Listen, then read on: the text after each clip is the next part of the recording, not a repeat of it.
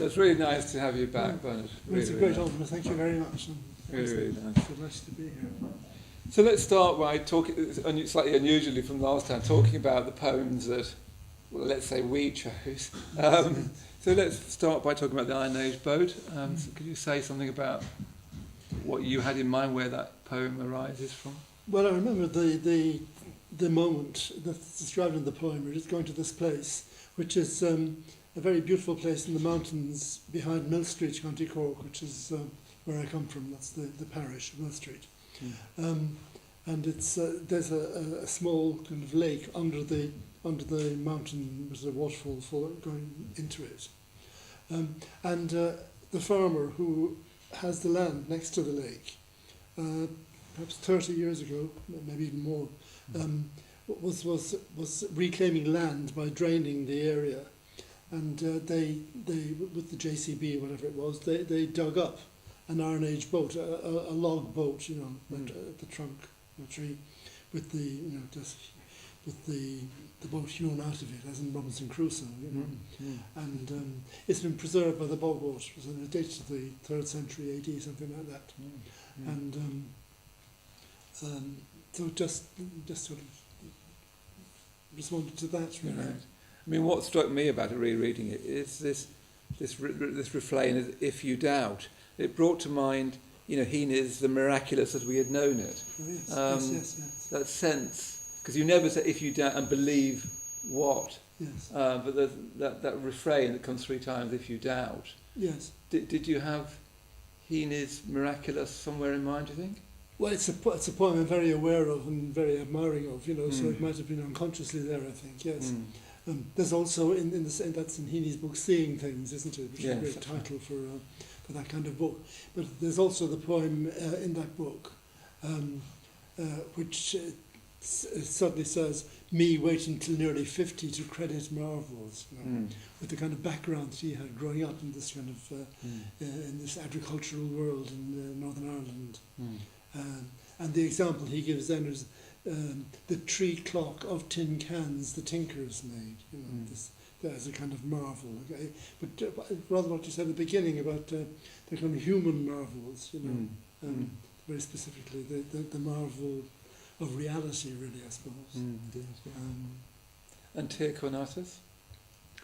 Tir Conatus, it's the phrase that's used in Aeneid Book 6, isn't it, when Aeneas meets Anchises, his father, in the afterlife, and tries 3 times to embrace him. I mean, it's a big theme with Virgil, and Dante too, and other people. When somebody with their earthly body goes into the afterlife and meets the spirit, the dead spirit of somebody that was dear to them. I mean, with Aeneas, it's both Creosa, his wife, in Book 2, and Anchises in Book 6.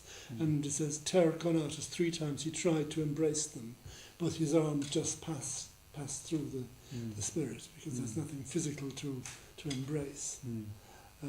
So I'm just applying that, I suppose, to a situation that happened a lot in farms in my kind of Irish childhood, I think. Perhaps less so now, I'm not sure, but where you get 2 siblings, sister and brother, 2 sisters or 2 brothers, farming together all their lives, and just keeping themselves very much to themselves. I always want to say at this point that in this country people think that they're reserved and on their dignity a bit, but not by the standards of the people I grew up among. English people are very tactile and friendly, by the standards of the Irish countryside, really. There's another Heaney echo there, actually, at the end of Heaney's poem called "The Call." It's about ringing up his friend Brian Friel, and Anne Friel, Brian Friel's wife. Though she's not named in the they're not named in the poem, but that's what it was apparently. She said, "I'll just run out and get him. The weather's nice," so he thought he'd do a bit of weeding, So Heaney's there with the phone thinking, and he hears the clocks ticking at the other end of the phone, 2 clocks for some reason.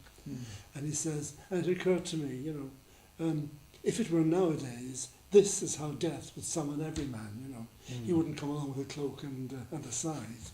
He'd just ring up, and then the last line of the poem, another masterly last line, is Next thing he spoke, and I almost said I loved him. So it's a great point to throw at students why doesn't he say he loved him? And the answer is because he's an Irish male. That's why. And they don't go around telling each other they love each other. So but if it was possible, he would. It's a wonderful poem. It is a great poem, yes. But then you have tactility, I suppose. Again, linking it to what you said about the human, really. I mean, the other thing that strikes me about it is just your learning and how you use learning in your poems. I mean, we'll come back to this perhaps, but I've been reading your introduction to reading Chaucer, and you describe Chaucer as saying you say that there's no poet in the English language who carries so much learning so lightly, and I feel that particularly I was reading Prockney recently from the new collection, and it seems to be an ideal for you carrying learning lightly. Yes, insofar as I carry it at all. But yes, I mean I think. But the great thing about the mythological stories, the classical stories, all stories, I suppose, is the way they seem to go on having meaning, for in the different worlds they encounter, So there's a book by George Steiner called Antigones, about how the Antigone story is reenacted, generation and generation, century after century, in different places. The conflict of kind of familial piety and legal rule, That's the fundamental story. But the way the stories, the stories you find in the great texts do kind of reenact themselves. And Chaucer is a great example, I think, because he does humanize everything. He's a great humanist, Chaucer, but he is a great classicist too. And you seem to carry that instinct to sort of bring the classical into your experience. Yes, well, I like to, yes. The answer is yes. Okay. The other thing the first thing that struck me rereading the poems is, I don't know quite how to put this, but you seem to me to have an instinct to both tell and not tell in the poetry. Yes. Like you have a strong instinct to say things and to tell stories, tell the truth, and that instinct seems to me to be intimate. And yet the poems themselves also have a strong instinct not to tell. Yes. There's even a poem, I think, about your mother where you asked the reader that you'd rather they weren't there. Yes. Yes. You said, I think it says, I'd rather you wait outside. That's right. Yeah. So that, and yet the poem itself is painfully intimate. But that it's almost as if the poems are created by this instinct to tell and not to tell. Yes. I don't know whether that's what you're saying from that. You're very much so. I mean, I think that's. I'm almost conscious of that. I think. I mean, I suppose in a way, the most painful or the most affecting things are the hardest things to say, aren't they? I mean, death being the obvious thing, and that's not about death. In formal terms, Terry Eagleton said an interesting thing about the typical modern poem. He says, he goes through its story, and there's a pulled punch in the last line. I think it's a very smart observation. And I think that's very often is true. I mean, that is the tendency not to make a meal out of the telling, so to speak. Just to not tell. But I think it has to do with the seriousness of the subject, really. Yeah. It even seems to, I was thinking of it as almost an extreme tact, a kind of non-assertion. It's as if there's a struggle between wanting to assert and not wanting to assert. Absolutely. A sort of privacy and a publicness on this. Yes, it's right back to the Irish male again, I think. I think that,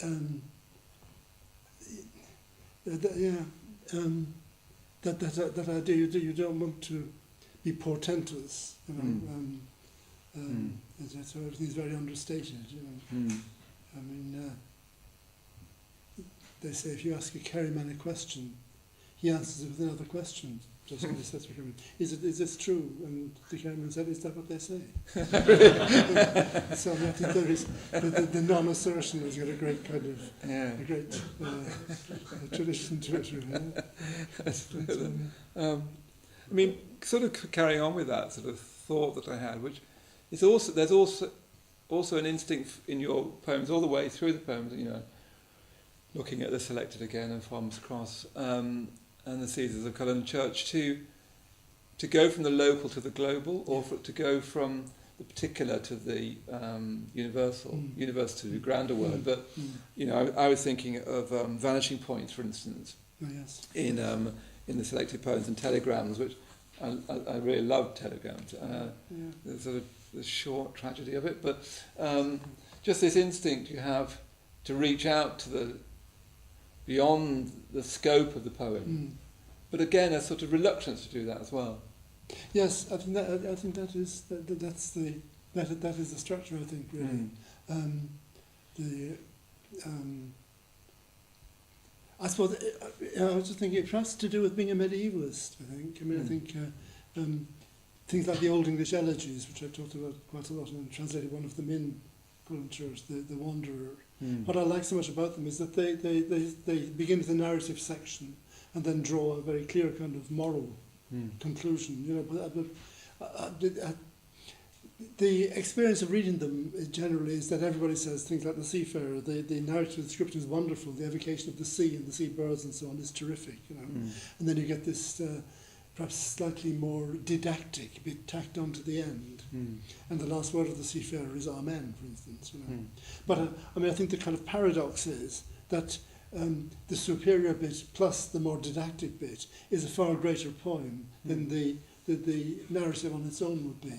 So I think the notion of drawing some kind of moral, ethical, I don't know, universal conclusion from the pieces of experience the poems are made up of.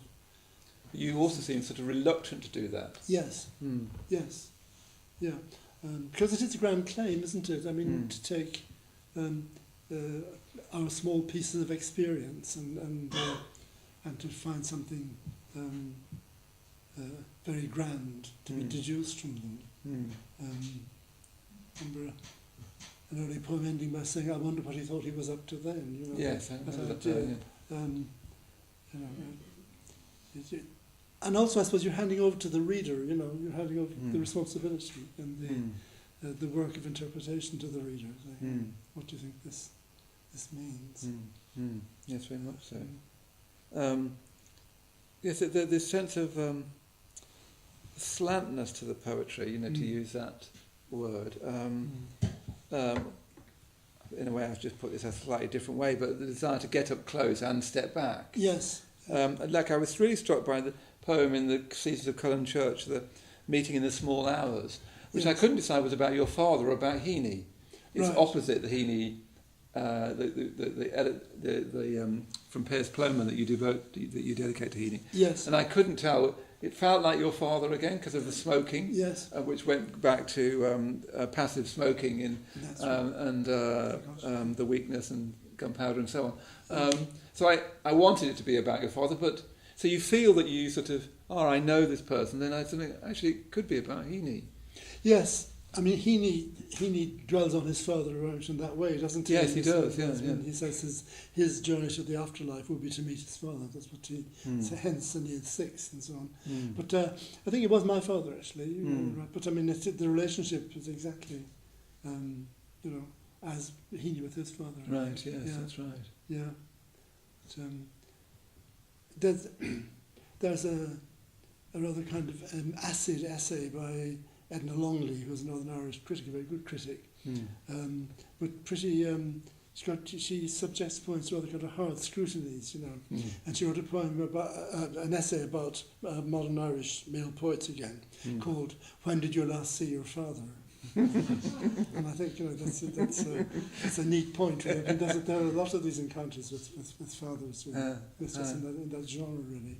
Well, it is you know, there is a sense of your poems being haunted by your father. Yes. I think there's a sense of quite a lot of haunting in the poem, but I wonder whether it might be nice to hear a bit about your father because he's such a presence in the poem. Yes.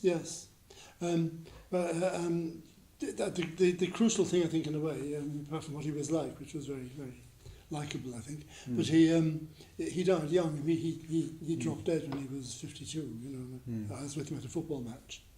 So that moment, you know, it does. How old were you then? I was 16. Right. But you know, that moment did kind of inform an awful lot of what I thought and kind of wrote and tried to write afterwards, I think. He was a farmer. He was an extremely reluctant farmer. He hated farming. And my mother was a teacher from Manchester who married him in North Cork. And she did all the farming, you know, with her history degree. She did all the work and all the organisation, all the everything, really. But he, no, he did. That's the world he came from. But he drove around Cork and Kerry selling insurance, which he hated as well. What do you think you know why? I mean, why does he haunt the poem so much? Interesting that you know here he is again. You know, yes. And for me, the smoking was the clue. Yes. And the worm of ash on his lapel. I'm very astonished that you. A little bit. Contextuality. But yes. I ask, but it is just a kind of endless sort of mild mourning, really. I think you know, it's come back again recently because my elder sister Margaret was diagnosed with cancer and died very quickly a couple of months ago, in October, and she was probably the person who was sort of most like him as well, I think. And so that brought it up, but it has been a kind of a theme through everything, I think, and of course there is a lot of the elegiac about it. It slightly reminded me of, I was watching an interview recently with Auden. You remember he was on Parkinson. Oh, yes. He sort of sits in a maid with that terrible voice of it. Yes. It's, you know, tempted to imitate, but you know, it's very harsh, in that sort of rather quacking kind of way. Very unlikable voice. Anyway, you know, he's asked what's the value of poetry, and he said some interesting things. But one of the things that struck me is he said, I think it's one of the primary ways to talk to the dead. Yes. And he said that I think a culture that doesn't talk to the dead is very unhealthy. Yes. And I wondered whether you think that very something much in that. Absolutely. I mean, I just quoted that actually. I was saying to you that I'm trying to write the very short introduction to poetry, those little lots of books, and that's one of my significant quotations that from Auden. And I think that's right. I mean, I think what does poetry fundamentally do? I mean, one of the things I think it does is to keep the lines of communication open to the dead, or to open them up, really.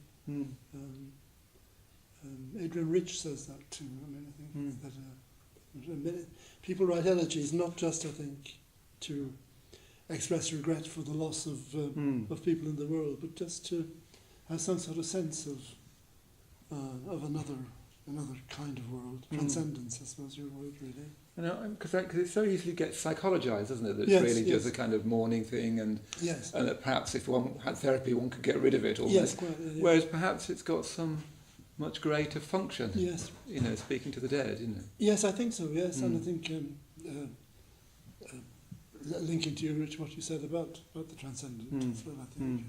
No, I think that's right. And there's an awful lot of it, isn't there? We think of how much of world poetry is taken up with, with the place of the dead. Yeah, and how attractive it is. Yes. You do want to read it. Doesn't feel forbidding. It's attractive. Yes, that's right. No, that's right. They're good company, aren't they? Yes, they are. I think in one of the poems you say you're as ill at ease with the living as the dead, or something like that. Yes, that's right. More so, I think. Yes, that's right. Yes. I think that was that one called "Truly, Madly, Deeply." Oh yes, which is about this dead husband who comes back and haunts his wife. It's Juliet Stevenson, I think, is it? Yeah.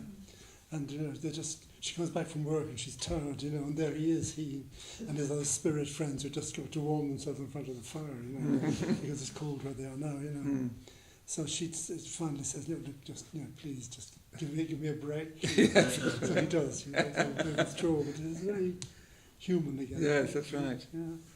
I mean, the other thing that, there's so many things that poems are haunted by, but they're very much haunted by poverty. Yes. the Din Biggs, for instance, in the in Seasons of Cullen Church, you have this wonderful line, but you said, but even having so little, there was room for having less. Incredible sort of, just a one line about the sort of viciousness of poverty. Yes. But even having so little, there was room for having less. Yes. Why does poverty sort of haunt the poem so much? I suppose maybe I feel strongly about it, perhaps, you know. But there's also the epigraph to the book from Juvenal, where he says, you know, the worst thing about poverty is it's embarrassing. You know? You know, there are all kinds of other bad things about it as well, which is humiliating. Yes, poor, you know? And did you know poverty when you were a child? Oh, tremendously, yes. I mean, by the standards of the locality, we weren't particularly poor. I mean, my father was driving around Kerry with his car selling insurance, but in the 1950s in Ireland, you know, which is the first decade I remember when I was very young, there was tremendous poverty and the economic war there. You know, people, you know, well, there are all kinds of instances of it. You could, but people didn't have enough to eat and weren't properly dressed. People went to school barefoot even in the winter and things like that. You know, so it was all around you really. It was unignorable, I think. I mean, again, you remember the function of poetry to remember, because I think particularly for us in the developed world, we can start to forget what poverty can be like. Absolutely. You might not be able to afford shoes, or you might not be able to, to eat or so on. What real poverty is. Yeah, what real poverty is like. Yeah. But of course we see it all the time, don't we? Yes, on television. On television, that's right. Yeah. Then, of course, another theme I keep coming back to is this almost sort of Wordsworthian concern with the minor character, with the dispossessed, the displaced. I was thinking of the wonderful poem, The Fall in the Graveyard, for instance, from selected poems, and Down syndrome, and then Ballybeg Priory in the Seasons of Cullen Church. There's and the tinkers appear in I think around the campfire. A real feeling for people who are dispossessed, who are on the margins of things. Yes. Heaney again, really. I mean, his later books were extremely strong on that. His great word for it was the unregarded. It's a very good word, I think. Not disregarded, because that becomes somewhat abstract, doesn't it? But unregarded, people who are taken for granted as not being of any great significance. I mean, one of his expressions for the world upside down, and you know, the apocalyptic, in the Horace poem about 9/11. Is he says when everything is turned upside down, one of the instances that will be the unregarded will be regarded. You know, so the poor will be will have their share, and so on. You know, the world that is not recognisable as the world we live in, really. And then, of course, the other thing is the brutality in the poems. Yes. I was thinking, there's so many, like The Will, for instance. It's a sort of brutal poem, quite a short poem. The Will. Yes. You know, yes. Just so first line. Yes. And you allow it to do its thing. You know. Yes. Well, I mean, the anti-pastoral, I suppose, and I mean, growing up in the countryside, you're absolutely surrounded by brutality of all kinds, really. I suppose some kind of negative, necessary brutality. And farming is a very rough business, really. Look at battery farming, battery hens, and so on. I think it's doesn't change really, but you can't really ignore the brutality, I think. I mean, the other thing I was thinking, rereading the poems, is it reminded me of something that Penelope Fitzgerald said. She said that life is not important enough to be tragic and too serious to be comic. That's brilliant, isn't it? I thought that was really wonderful. Yeah, it is, yeah. You know, that our lives are too small to be tragic in that great tradition of tragedy. Yes. But too serious to be comic. And I thought there was something of that spirit in your work. Well, that links to what you're saying as well, doesn't it, about the reluctance to declaim, you know, the right, yes. Really, I think. Yes, the pulling back from the restoration, that's the too small to be tragic. Yes, Because there's definitely humour in your poems alongside brutality and sadness. And yes. I mean, I think those are you kind of said them all, really. Those are the things that characterise maybe the kind of culture that I grew up amongst, really. I mean, I think, the agricultural community, but there are the things that were poverty-stricken,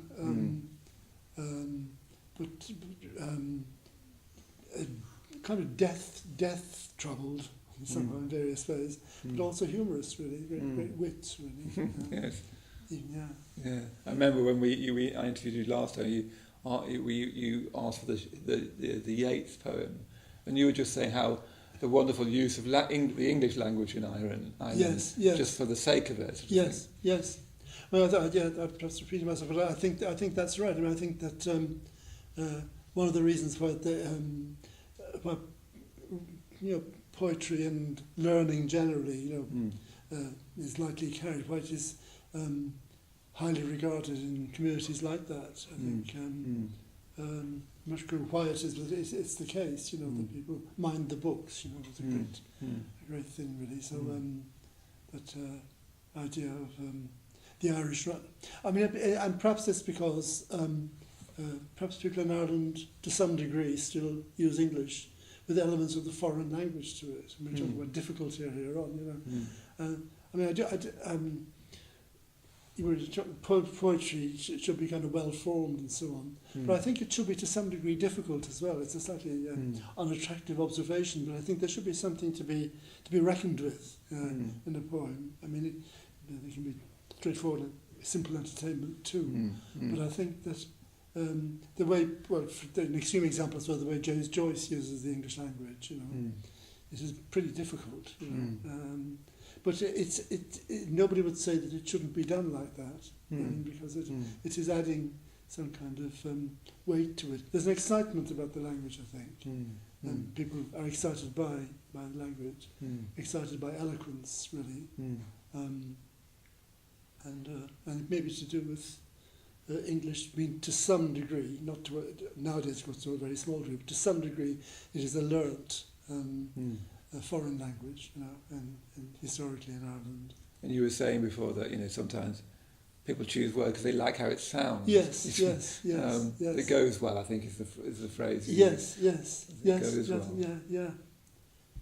I just remember in The Guardian today, somebody, that Rosanna Greenstreet's thing from The Guardian magazine, and the person who was being interviewed was asked what her favourite word was, and she said something very, I don't know what it was now. But it's very surprising. It was a word like plight, P-L-I-G-H-T. But it was that spirit of, words being thought to be interesting just for themselves, and not for their function. Not for the function. And I think poetry in Ireland maybe does do that, I think, to some extent. Muldoon is an example. Well, yes, very much. Yeah. But it's interesting that your poems does use that, but in quite a restrained way, doesn't it? Yeah, simple. I mean, Muldoon's use of elegance and wit and gorgeous rhyme and so on is a long way away from yours. Yes, yes. I mean, it's his language is, and it's wonderful. I love it. But it's language for the sake of language to a considerable extent. It's not it's not language just being kind of functional or expressive. It's the sheer kind of excitement and exuberance of language itself. And the sort of charm of it. Yes. The charm of it, Yes. I suppose the danger of that is it's not always very moving because it's charming and exuberant. Yes. Does it touch you? Yes. I mean, he's an interesting case, I think, because when he does go for the for the touching, he's absolutely wonderful at it. And there's a wonderful poem of his called The Fox. Again about another death of the father poem. And he says he dreamt that his father was a mushroom farmer, and he said he dreamt that he came upon in the middle of the night, writing, just scribbling on the cover of a box with mushrooms in it, and he says to his son, go back to bed. It's only young dog fox. It is a tremendous kind of touch. He does do that. Yes, he does. That's true. Yeah. And the fact that he doesn't do it normally makes it kind of stand out. Makes it stronger, yeah. Makes it stronger. So, sort of drawing to a close, but I was reading a recent interview in the London magazine that you gave, and you say in that interview, our condition is too serious for jokes at the moment. Yes. And I sort of wonder what you had particularly in mind, and I was wondering how poetry might help. Yes, that's the great question, isn't it? I mean, Alden's saying that poetry makes nothing happen, But Heaney, like Milosz and people say, poetry must be strong enough to help, Milosz says, what's the good of a poem that can't stop a tank, in 1942. But how can it help? That's the big question, really. What is it? How has it helped you, do you think? Well, I suppose the idea of things being too serious. When I said before, that poetry should be difficult, I suppose what I really mean is poetry should be serious. Really, I think ultimately. I mean, it can be funny. It can have wit and lightness and all kinds of things in it. But it has to be fundamentally serious. I think really. We were talking before about David Constantine's book on poetry, published last year. It's a marvellous book, and I think it's the great short book on poetry recently, and it's utterly serious about. He believes that poetry should be political. That poetry can't ignore the real world, the outside world, the political world. I remember him saying to me, it needs to be about something.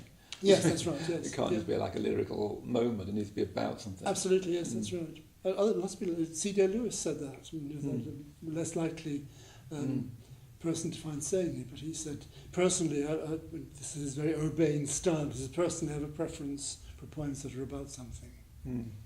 So I think it's a nice way of putting it as well. Very elegant way of putting it. I think that things are pretty serious, aren't they? Really, I think one way or another. The instances that are kind of obvious, really, in the current world. But perhaps people have always felt that. That's been much more. And there's always probably a time where it felt like it was easier. Yes, I think probably too. Yes. Who knows? Who knows? And then again in that interview, you say the object of poetry really is to represent life, which is true for all times. Sorry, for all contexts. Yes. And that's what struck me reading the poems. I was reading the title poem, The Seasons of Cullen Church, and I didn't have a rural Catholic upbringing, but reading that poem made me feel like I did somehow. It's a very odd experience. It's like, oh yes, I know that. Yes. But I didn't. Literally, and yet there's a sense of I did know that. Very pleased. It's about the Catholic upbringing, serving Mass and all that kind of thing. Yes, that's right. And do you try when you write consciously to have that effect, as it were, on me, the reader, or do you hope? I think it doesn't. As you know yourself, from what you write yourself, you're in that vein too. But I think that you know those moments when it's just words. The last line suddenly sort of works, and you kind of fling the pencil into the corner of the room. It's very unusual, but it does happen sometimes. When you feel that it's exactly the kind of contact I was trying to make. You only connect. Yes, only connect. Yeah.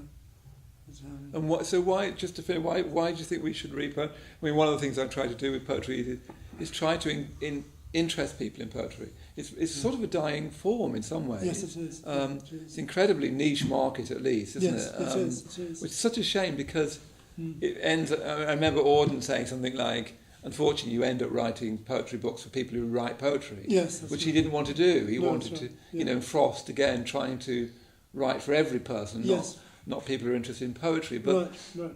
Poetry seemed to have lost that big audience. Yes. I mean, Seamus had it, but very unusually. He was very unusual, I think. Yes, yeah. And of course he said some very good things on this topic, didn't he? I mean, and he I'm not expressing it exactly as he did, but he says something like, that if you think poetry is the most important thing in the world, you won't write very good poetry, really. You must recognise there are the things that are more important than poetry. I mean, broadly speaking, the political world, I suppose, is a larger thing and more important. And he also says, that he thinks the thing that lets him keep his balance with poetry is the fact that he comes of a kind of an agricultural line of country people who didn't think poetry was the most important thing in the world. That was an important kind of qualification. So and that's linked to it in some ways. I mean, I think that getting back to poetry that is kind of intelligible and being serious about the world is. I think I even remember you writing about Wilfred Owen saying something. Yes. Something about the poetry.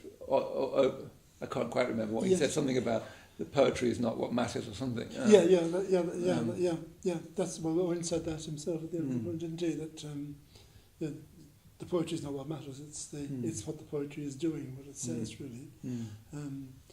Are there current poets maybe who do that? I mean, the niche market idea. Heaney was, clearly someone who did kind of transcend that. Yes, very much so. Somebody like Yeats is this earlier work, but I mean he's an interesting example because I mean Yeats has got some pretty funny ideas, He talks a lot of nonsense, He's silly as Auden. So Auden also said, "You were silly like us, but that's right. Your silliness, your kind of gift, kind of transcended all that." So. So how what would you say? If you say someone who was trying to read poetry, how would you encourage? What would you say was the value of it? Yes. I think maybe writing poetry, you're attempting to say something in a different kind of different sort of register, different language or something, I mean, for instance, I said before that I thought poetry should be political, but I mean, clearly the best discussions of politics are by political journalists, They're the authorities, they're the specialists, on politics. So poetry isn't the primary way of doing that. It's the Emily Dickinson thing about telling it slant, There's that, I mean, so that you're talking about reality and important and serious things, but at an angle to. I may have said this before as well, but I was taught a long time ago by a wise student called Wallace Robson. He said there are some things that are always false. Always false. He said, for example, if somebody says the buggers should be shot, he said that's always false. It doesn't matter. I mean, it's not saying anything. And poetry is kind of the opposite of that. It's using words in a kind of weighted and kind of intended way, which somehow wants to unify the intimate and particular with the universal in a way that politics can't do. Yes. It wants, like your poetry speaks very much from a particular voice, but tries to echo out into. I mean, I was remembering Frost saying, "Why not have it imply everything?" Yes. It's that intention, isn't it? Yes, it is. Yes, it is. It is.